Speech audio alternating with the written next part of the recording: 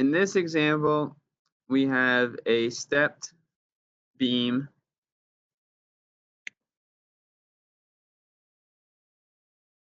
and we're given that we're going to break the problem into two elements. So we'll have one element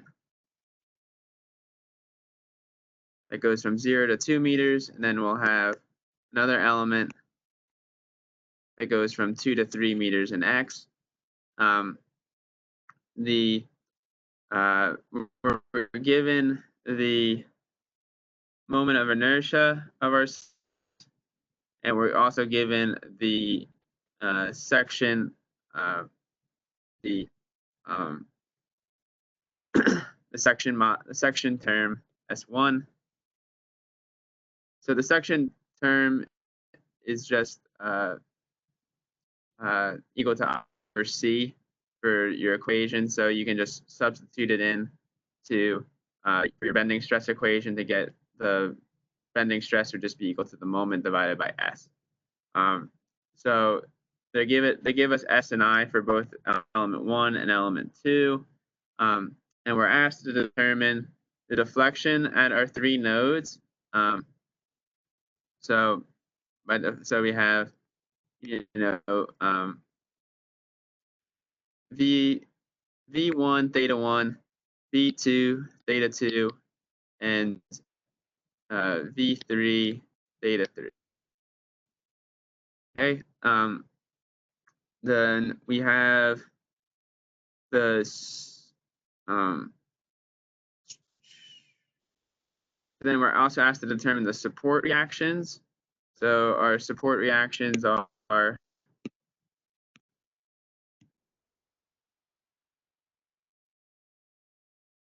M1 of Z, R1 of Y, and R3 of Y.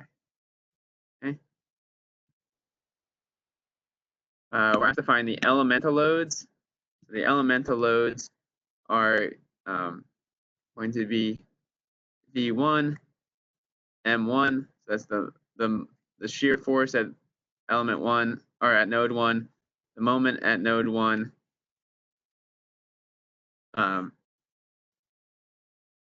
For element 1, we need to know V2 and M2 for element 1. And then we need to know for the second element, we need to determine V2 and M2 for element 2. And we need to know what V3 and M3 are for element 2. And then the last part of the problem asks you to determine what is the maximum bending stress in the beam. To determine the maximum bending stress, we're just going to use this equation here to calculate stress for maximum bending stress for each element. So we're going to figure out for element 1, for element 2, what is the maximum?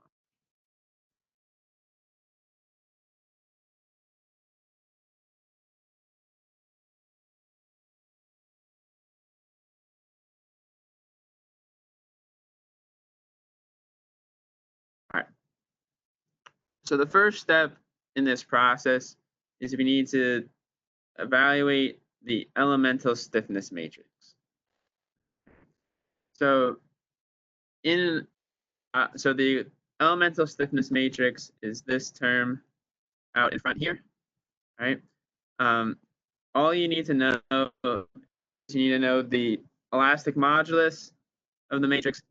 You need to know the moment of inertia of the matrix. You need to know the length of the element.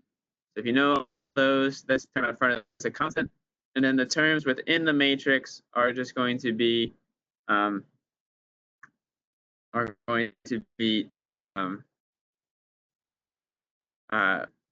constants as well. They just have they do have the extra L terms within it, but that's it for the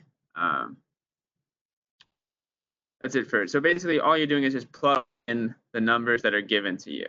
So for element 1, for example, we have the elastic modulus is 200 gigapascals. The moment of inertia is equal to 40 times 10 to the minus 6 meters to the fourth, and then the length is equal to 2 meters. Okay, so we can solve for the coefficient out front, and then we do the same thing for element 2. So do that, we end up getting we'll end up getting 2 times 10 to the 6 newtons per meter. So if we then plug in the values of length, we get so I'm just highlighting the length terms here in our matrices.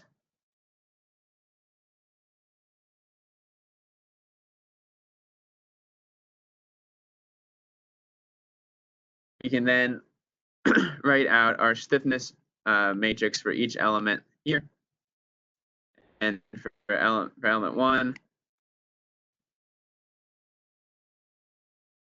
and for element 2.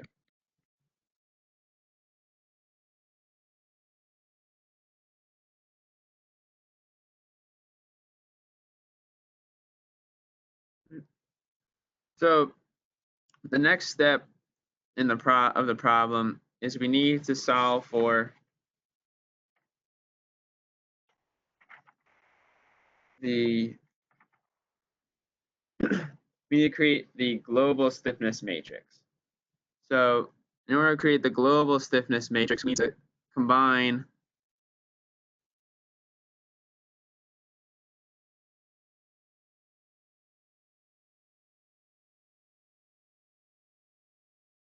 the stiffness matrix for 1 and the stiffness matrix of element 2.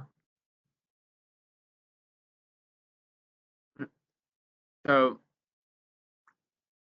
so element 1 and element 2, they share a common node, which is node 2. Okay, so keep that in mind. We're going to add these two together. We're going to add the terms that share the common nodes.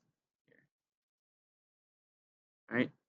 So these are our common nodes. The common node is node 2. Our common degrees of freedom are V2 and theta 2. So so what we're going to end up with is there going to be 4 parts of our matrix here that we're going to need to add together. Now, please note that our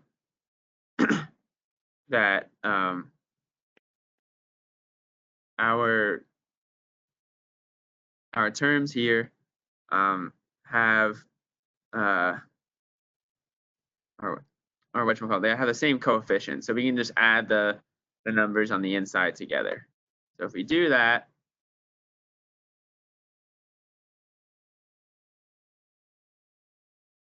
we can create our global stiffness matrix.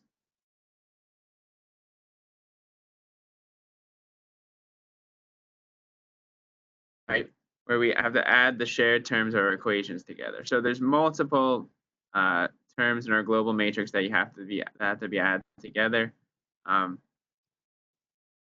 create our global matrix. Okay, and then if we do that, we end up with our global matrix on the right hand side.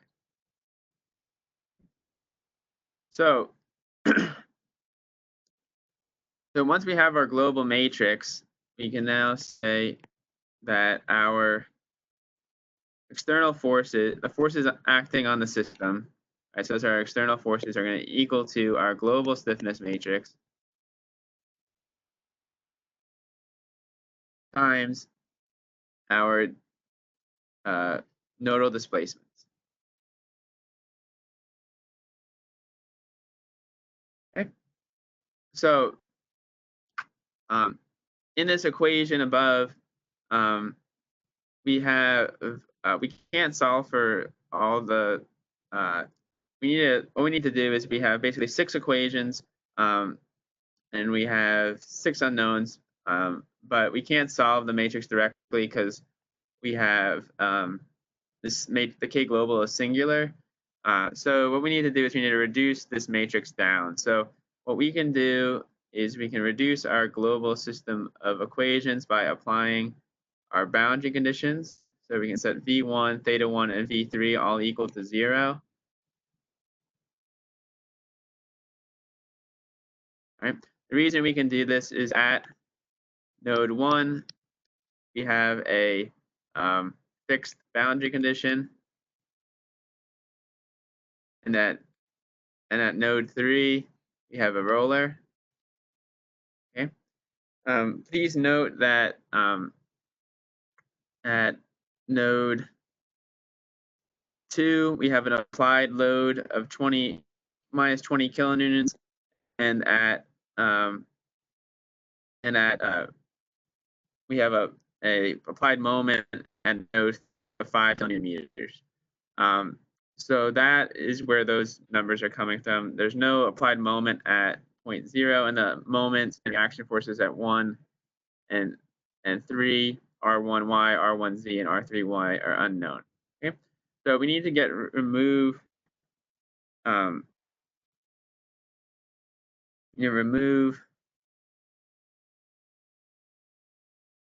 this row, these top 2 rows, and the 5th row from our equation, and then we're going to remove the columns V1, theta 1 that correspond with V1, theta 1, and V3. So those are our first 2 columns.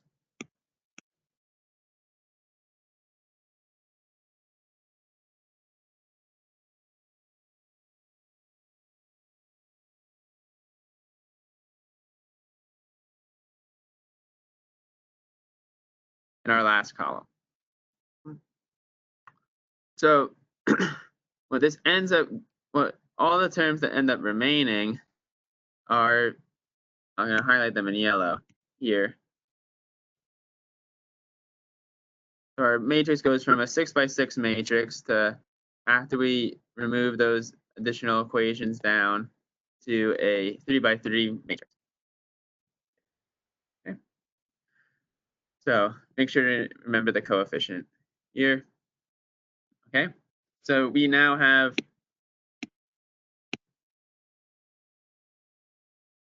the forces on the reduced forces. These are all known. Our reduced stiffness matrix is known. All right, the only thing that's unknown is our displacements V2, theta 2, and theta 3. So to solve for those, we can take the inverse of our reduced stiffness matrix, which is shown here, and multiply it by our force system.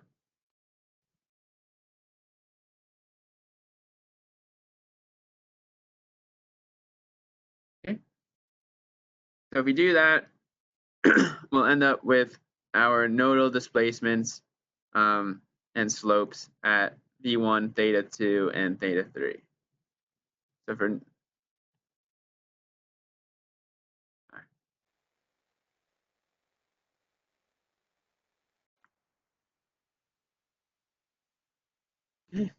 all right.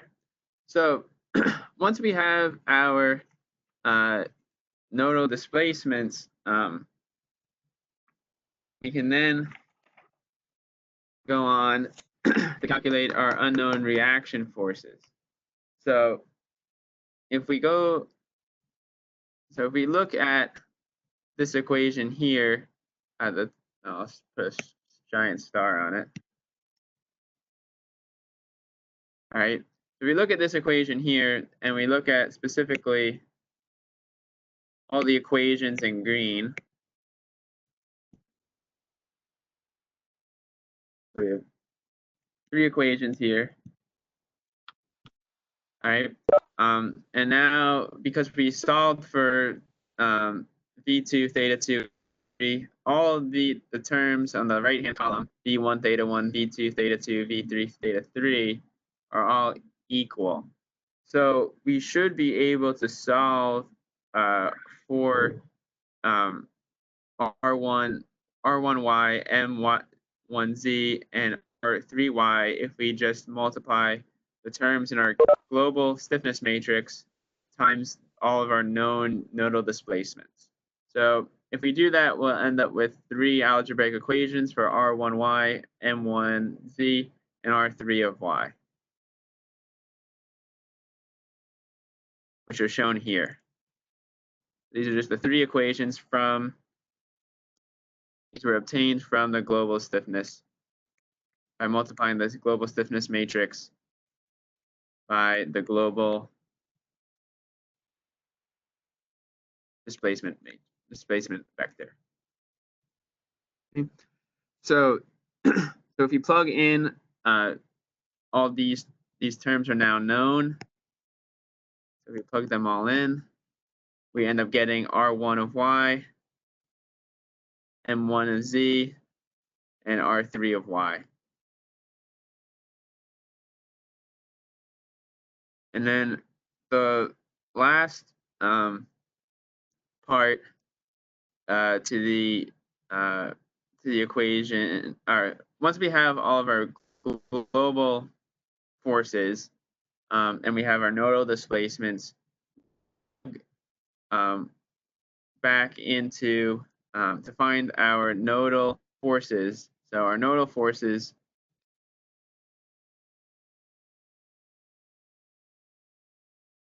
are going to be equal to the stiffness matrix of our element times the nodal displacements of our element. Okay, so we defined K element on the previous page, or because a couple of pages ago. So we have our 2 nodal elements, element 1 and element 2. So all we're doing is we're multiplying this matrix, which is known, by the nodal displacements v1, theta 1, v2, and theta 2 to get our nodal forces. V capital shear force 1, shear moment at node 1, shear force at node 2, and the shear moment at node 2. Or sorry, the moment at node 2. That's all we're doing. That's all we're to obtain these forces. So this is our moment at node 1 for element 1. This is our shear force for element 1, or for node 1 for element 1. This is our shear our moment of node 2 for element 1, and this is our shear force 2 for element 1. Now note that for element 2, our shear force for that element is equal to P22. Our moment would be equal to M22, and then our at node 3 we would have our moment M3 of 2 and our shear force V3 of 2. So if the few things that you should note is that if you add V2 plus V2 together, you'll get 20 kilonewtons, which was the applied load at the start of the problem. All right. And then M3 of 2 is equal to the applied moment at the start of the problem. If you add M2 of 1 plus M2 of 2 together, you end up getting 0 kilonewton meters, which is equal to the applied moment at 2. Okay. So after you solve the problem, if you add up the moments and forces at the shared nodes, you should end up with the same values that of the applied forces at those nodes. So so the last step of the problem is once you have the nodal solutions, you can then solve for the maximum stress within the beam. So in our case, we had a beam that only had concentrated loads. So we only had concentrated forces and moments that were applied to the beam. So since those forces were applied only at our nodes, the maximum bending moments would occur only at the nodes. All right. So if you have a distributed load, this is not the case. We'll talk about that in the next example problem. But so if we look at element 1, all right, we look for the maximum bending moment. All right, so the maximum bending moment would be equal to 16 kilonewton meters. So that was at node 1. All right, and then we're dividing it by the section, the moment of the section, SI, S1, which was provided. So S1 again is just equal to I1 over C1. Okay, so that was given to us, and if we plug everything in, we end up getting 4.57 megapascals. Then for element 2, the maximum bending moment was equal to 11.33 kilonewtons. That was at node 2. So, all right, and then we got our maximum bending stress at node 2 was equal to 7.55 megapascals. Here. So that concludes our this example problem. So we were able to solve for we were able to evaluate the elemental stiffness matrix first of all for our beam elements. We did that for element 1 and element 2. We then assembled the global stiffness matrix by combining the terms at the shared node, which in this case was node 2. We then evaluated we found our global system, or we obtained our system of equations that related our external forces to our displacements at each of our nodes using our stiffness matrix. We simplified our stiffness matrix down, and then we were able to take the inverse of our reduced stiffness matrix to find our unknown displacements and slopes. Using all of our known displacements, our now known displacements and slopes, we can then solve for all of our reaction forces and moments at each of the nodes for our global system. And then once we had our global stiffness, once we had our global displacements and displacements and slopes known, we can then plug those into our elemental stiffness matrices to determine our the solutions for our nodes. With our nodes, solutions at our nodes, we could then determine our forces within the system. So we could determine